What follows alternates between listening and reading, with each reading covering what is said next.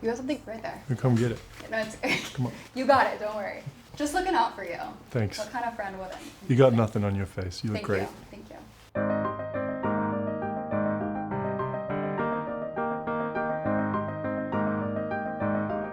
If it weren't for acting, what's one thing you would be doing instead?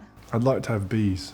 I'd love to be a beekeeper. I like how they all have an assigned job, and I actually just learnt recently that honey never goes off. So they make this like indestructible product just because. It just seems like a really beautiful system.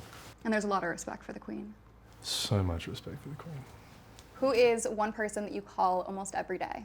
I call my mum probably 3 times a day, I would say, 3-4 times a day. My mum is a saint. She's my best friend in the world, and I would be completely at sea without her. I read that she was one of the initial people that was really encouraging you to act. Yeah. She really wanted to put me in the theatre. There was no other kind of outlet for my behaviour, so I think it was like it's either this or like we have to lock you away somewhere.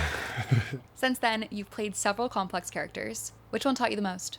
You learn something in the experience every time, because most of the time it's, somewhere near 6 months of your life. The experience of them changes too afterward. Years later, something that felt a certain way at the time feels so different in retrospect. But they're also evasive. You know those things that they used to sell them, they got like liquid in them and little like sea creatures and stuff, and you like go like this with your hands? No. Do you know this? No. Did you have a childhood? Were you raised? I'll let my mom know. Yeah, let her know. No, it's like that, the tighter you squeeze it, it slips through your hands. It's kind of like that, I think, sometimes with a character. The more you kind of constrict it, it sort of slips away and you have to go find it again. What is one phone call that changed your life?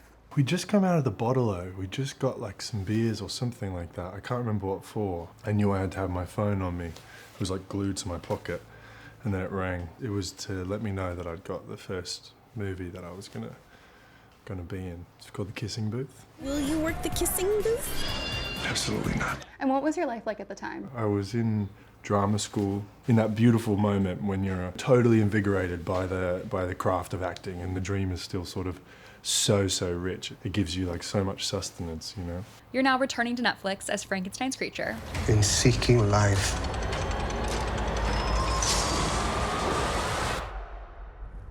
I created death. What's one reason you wanted to play that role? He's one of the original archetypes of a character, He's everything. He's everything and nothing at the same time. As an actor, you get to strip yourself down to nothing and then build a human being, like a real human being, the purest kind of human being that they can be. I hear you're also a big fan of the director of that film, Guillermo del Toro. Yeah. What's one thing you thought when he asked you to play that part? Why? And what was the answer? I don't know. I'll ask myself probably for a long time. It was so deeply personal from the moment that he asked me. It kind of felt like kismet. I remember going through Blockbuster, and I used to raid the horror aisle. Pan's Labyrinth was in that section, and I remember the back of the DVD case, seeing this creature with the eyes in his hands. And I've just never been so moved by character. So from a young age, I've had that movie has been instilled in my brain. Guillermo's world is so rich and specific and beautiful. I would just live in there. Yeah, quick question, what's Blockbuster?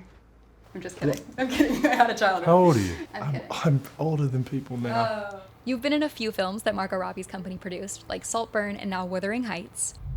I can follow you like a dog to the end of the world. What's one thing you admire about Margot Robbie?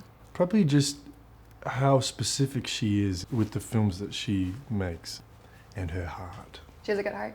Yeah, big one. And those 2 films were also same director, correct? Yeah, Emerald Fennell. Emerald's a genius. I think her cinema is some of the most important being made. You worked with another big name recently, Ridley Scott, for The Dog Stars. What's one of your favorite films he's made? I sat down to watch The Counselor while I was making Dog Stars, and it's a fantastic movie. It's a really fantastic film.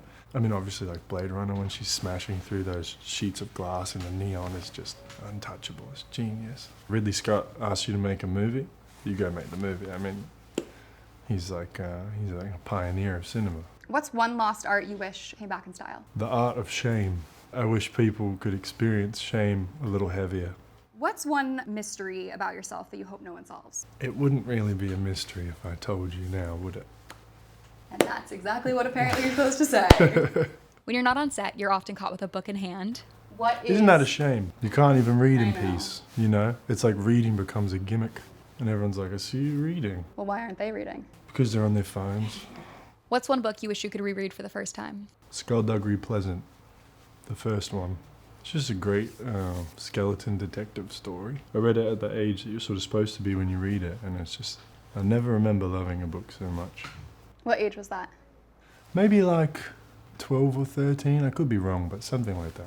What's one thing you would tell that kid today? I'd probably say I'm pretty proud of you. You know, you're doing a pretty good job. Do you think he would know that? Oh yeah, he's so cocky. He wouldn't need it. He'd be like, shut the fuck up. But I would. I'd be really proud of him.